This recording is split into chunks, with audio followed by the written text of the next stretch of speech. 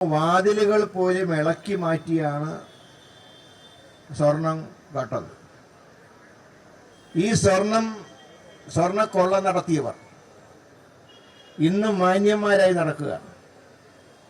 ഏതാനും പേരെ ജയിലിലടച്ചു. പക്ഷെ ജയിലിലടച്ചവരൊക്കെ ഊരിപ്പോയിക്കൊണ്ടിരിക്കുകയാണ്. കാരണം നിയമം അനുസരിച്ച് ഒരു വ്യക്തി അറസ്റ്റ് ചെയ്താൽ 3 മാസത്തിനുള്ളിൽ ചാർജ് ഷീറ്റ് സമർപ്പിക്കണം. ആ ചാർജ് ഷീറ്റിന്റെ ഗൗരവം അനുസരിച്ചാണ് കോടതി ജാമ്യം നൽകുക. അത് നമ്മുടെ നിയമവ്യവസ്ഥയിലുള്ള കാര്യമാണ്.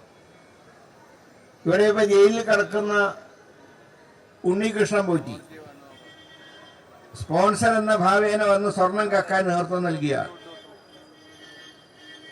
അതോടൊപ്പം തന്നെ ദേവസ്വം ബോർഡിന്റെ മുൻ പ്രസിഡന്റുമാർ പത്മകുമാറും വാസു ഉൾപ്പെടെയുള്ള മുൻ പ്രസിഡന്റുമാർ,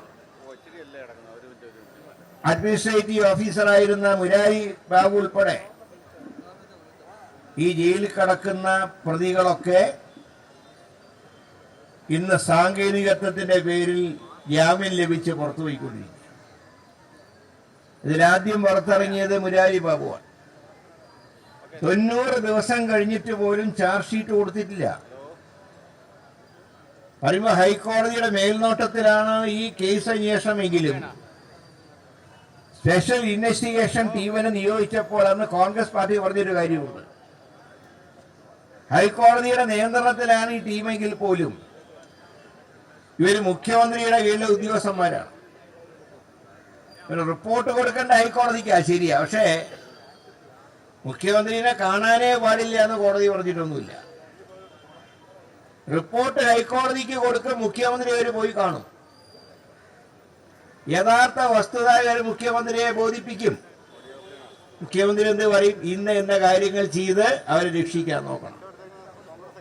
അതിനി അപ്പൊ സംഭവിച്ചുകൊണ്ടിരിക്കുന്നത്. സാങ്കേതികമായി പറഞ്ഞാൽ ഇവർ കോടതിയുടെ നിയന്ത്രണത്തിലാണ്. റിപ്പോർട്ട് കോടതിക്ക് മാത്രമേ കൊടുക്കാവൂ. പക്ഷേ ഇവരാരും കേസ് അന്വേഷണം കഴിയുന്നവരെ മുഖ്യമന്ത്രിയെ കാണാൻ പാടില്ല എന്നൊന്നും നിയമത്തിലില്ല, കോടതി പറഞ്ഞിട്ടുമില്ല. ഇപ്പൊ ഈ ഉദ്യോഗസ്ഥന്മാർ ജയിലിൽ കിടക്കുന്നവരുടെ വസ്തുതയെല്ലാം മുഖ്യമന്ത്രിയോട് പറയുമ്പോ മുഖ്യമന്ത്രി നിർദ്ദേശിക്കും ഇവരെ രക്ഷിക്കാനുള്ള മാർഗം നോക്കണം. കാരണം ഇനി ഇവര് ശക്തമായിട്ടുള്ള നടപടി സ്വീകരിച്ചാലത്തെ അവസ്ഥ എന്താ? കേസ് അന്വേഷിച്ച് കഴിഞ്ഞ് സ്പെഷ്യൽ ഇൻവെസ്റ്റിഗേഷൻ ടീം പിരിച്ചു വിട്ടു കഴിഞ്ഞാൽ മുഖ്യമന്ത്രി കാത്തിരിക്കുന്നുണ്ട് അവർക്ക് വേണ്ട ശിക്ഷ കൊടുക്കാൻ. പിന്നെ എങ്ങനെയാണ് ഈ ഉദ്യോഗസ്ഥന്മാര് സത്യസന്ധമായിട്ട് അന്വേഷിക്കുക? അതുകൊണ്ടാണ് ഞങ്ങൾ തുടക്കം മുതൽ കോൺഗ്രസ് പാർട്ടി പറഞ്ഞത് ഹൈക്കോടതിയുടെ മേൽനോട്ടത്തിൽ തന്നെ കേന്ദ്ര ഏജൻസി അന്വേഷിക്കണം.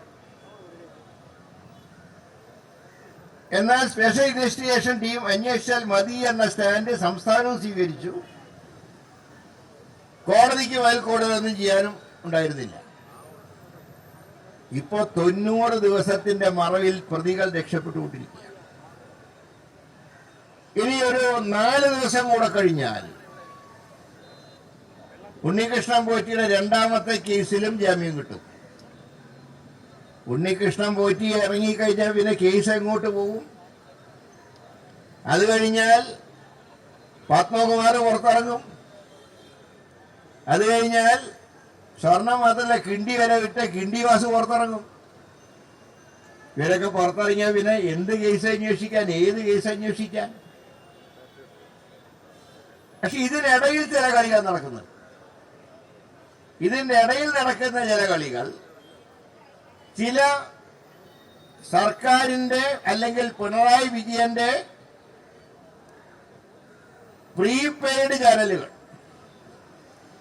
ചില ദിവസം കാലത്ത് ബ്രേക്കിംഗ് ന്യൂസുമായിട്ട് ഇറങ്ങും. ഇന്നാളെ ഉണ്ണികൃഷ്ണൻ പോറ്റിയുമായി കണ്ട ചിത്രം, പിന്നെ SIT അതിന്റെ പിന്നാലെ പോവുക. SITനെ ഏൽപ്പിച്ച എന്താ? സ്വർണ്ണക്കൊള്ള അന്വേഷിക്കാനാ പറഞ്ഞത്, അല്ലാതെ ഉണ്ണികൃഷ്ണൻ പോറ്റിയുടെ കൂടെ ഉണ്ടായിരുന്ന ഫോട്ടോന്റെ ചരിത്രം അന്വേഷിക്കാനല്ല. ഒരു കാര്യം ഞാൻ പറയാം, കടകംപള്ളി അറസ്റ്റ് ചെയ്യണമെന്ന് കോൺഗ്രസ് പറഞ്ഞത് ഫോട്ടോ കാണുന്നതിന് മുമ്പ് ഞാൻ ഉണ്ണികൃഷ്ണൻ പോറ്റിയുടെ കൂടെ നിൽക്കുന്ന ഫോട്ടോ കണ്ടതൊന്നുമല്ല കടകംപള്ളി അറസ്റ്റ് ചെയ്യണമെന്ന് പറഞ്ഞു. അതിന് മുമ്പേ ഞങ്ങൾ പറഞ്ഞു. കാരണം ഇത്രയും വലിയ കൊള്ള നടക്കുമ്പോൾ മന്ത്രി അറിഞ്ഞില്ല എന്ന് പറഞ്ഞാൽ ഇതിവിടെ മന്ത്രിയുടെ ആവശ്യം എന്താ? കടകംപള്ളി പറയുന്നത്